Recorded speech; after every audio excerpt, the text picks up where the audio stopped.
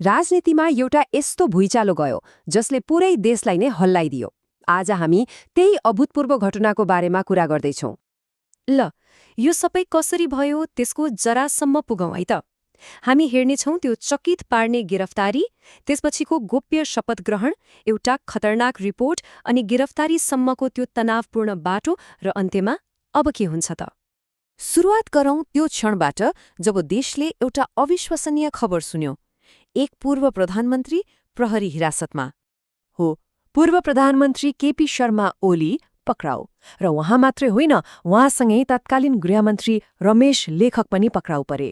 सोच्नुस् त, कुनै बेला देशकै सबैभन्दा शक्तिशाली पदमा बसेका व्यक्तिहरू हिरासतमा। खबर आगो झैँ फैलियो अनि सडक तात्तिन बेर लागेन। एकातिर मुर्दाबादको नारा लाग्यो, समर्थकहरूले यसलाई सरासर राजनीतिक बदला भने। यसले के देखायो भने देश कति ध्रुवीकृत, कति विभाजित रहेछ। तर प्रश्न उठ्छ, यो सब भयो कसरी? यत्रो ठूलो कदम कसरी चालियो? यसको जवाफ पाउन हामीले समयमा अलिकति पछाडि फर्किनुपर्छ, त्यो दिनमा जब नयाँ सरकारले गोप्य रूपमा शपथ लिँदै थियो। त्यो दिनको घटनाक्रम हेर्दा नै अनौठो थियो। शपथ ग्रहणको ठिक 1 घण्टा अगाडिसम्म मन्त्री को बन्दैछ भन्ने कसैलाई थाहा थिएन, पुरै गोप्य। अनि बालेन शाहले प्रधानमन्त्रीको शपथ लिएको केही बेरमै सुदन गुरुङको नाम गृहमन्त्रीको रूपमा आयो, जसले धेरैलाई चकित बनायो। र त्यसको केही घण्टामै पहिलो क्याबिनेट बैठक बस्यो।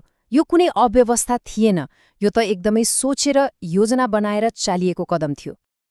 हो, मुख्य प्रश्न नै यही हो, किन यति धेरै गोप्यता? मन्त्रीको नाम अन्तिम समयसम्म किन लुकाइयो?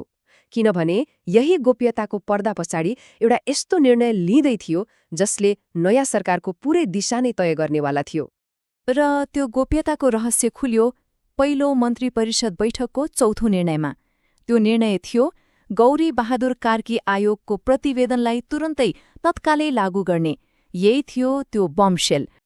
यो कार्की आयोगको रिपोर्ट कुनै सामान्य रिपोर्ट थिएन, झण्डै 907 पेज लामो। यसले जेन्जी आन्दोलनको बेला भएका दुःखद घटनाहरूको गहिरो छानबिन गरेको थियो। ओली र शाह लगायत सबै पक्षको बयान, भिडियो प्रमाण, कल डिटेल, सबै कुराको विश्लेषण गरिएको थियो। र रिपोर्टको निष्कर्ष एकदमै प्रष्ट थियो। ती घटनाहरूमा तत्कालीन सरकार सिधै दोषी थियो। अब सरकारको हातमा एउटा बलियो कानुनी र नैतिक हतियार थियो।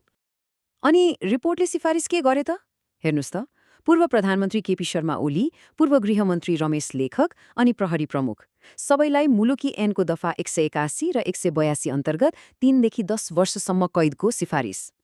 यो भनेको लापरवाहीले ज्यान लिएको अभियोग हो।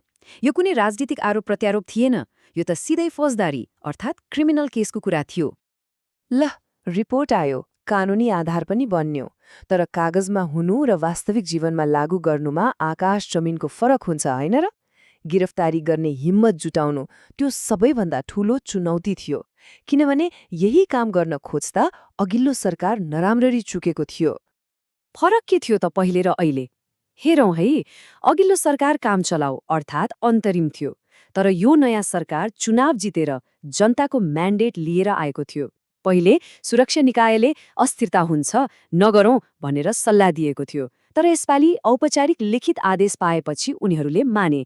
परिणाम, पहिले सरकार पछि हट्यो, कसैलाई पक्रिएन। यसपालि गिरफ्तारी सफल भयो।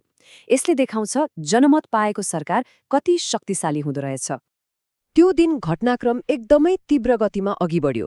पहिले क्याबिनेटले कार्की रिपोर्टलाई हरियो झण्डा देखायो, त्यसपछि गृहमन्त्री गुरुङले तुरुन्तै प्रहरी र सशस्त्र प्रहरी प्रमुखहरूलाई भेटे।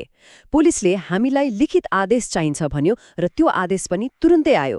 त्यसपछि उच्च स्तरीय टोलीले पक्राउ पूर्जी बनायो र रातारात उज्यालो हुनु अघि नै प्रहरी टोलीहरू गुण्डु र अन्य ठाउँमा तैनात भइसकेका थिए। एकदमै योजनाबद्ध अपरेसन। गिरफ्तारी त भयो, तर त्यसपछि के? त्यसपछिको अवस्थाले देश कति विभाजित छ भन्ने कुरा ऐना जस्तै छर्लङ्ग देखाइदियो। एकातिर नयाँ गृहमन्त्री सुदन गुरुङको भनाइ आयो। उहाँले स्पष्ट भन्नुभयो, प्रतिज्ञा नै हो, यो प्रतिशोध होइन, न्यायको सुरुवात हो। उहाँले यो कदमलाई पीडितलाई दिएको वाचा पूरा गरेको रूपमा प्रस्तुत गर्नुभयो। र अर्कोतिर थियो पीडित परिवारको आवाज। आन्दोलनमा ज्यान गुमाएका रसिक खतिवडाकी दिदीको यो भनाइले धेरैको मन छोयो। मेरो भाइ आज त खुसी छ सोला, तेरो हत्याराहरूलाई समातेर लगेको छ। उनीहरूका लागि यो वर्षौंदेखिको पीडामा एउटा सानो मलम थियो, न्याय पाउने आशाको किरण थियो। तर गिरफ्तारी हुनु नै सबै थोक हो त? होइन, यो त कथाको सुरुवात मात्रै हो। अब के हुन्छ ल हेरौं। पक्राउ परेकाहरूलाई 24 घण्टाभित्र अदालतमा उपस्थित गराउनुपर्छ। त्यसपछि अदालतले निर्णय गर्छ, धरौटीमा छोड्ने कि अनुसन्धानको लागि थुनामा राख्ने। अनुसन्धानको लागि 25 दिनसम्म पनि थुन्न सकिन्छ। त्यसपछि बल्ल पूरा मुद्दा चल्छ र अन्तिम फैसला आउँछ। मतलब यो प्रक्रिया निकै लामो र जटिल हुनेवाला छ। त्यसो भए के यो न्यायको सुरुवात हो कि एउटा भयानक राजनीतिक सङ्कटको सुरुवात?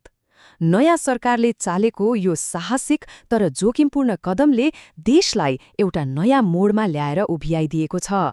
अब के हुन्छ त्यो हेर्न त पुरै देशले नै सास रोकेर बसेको छ।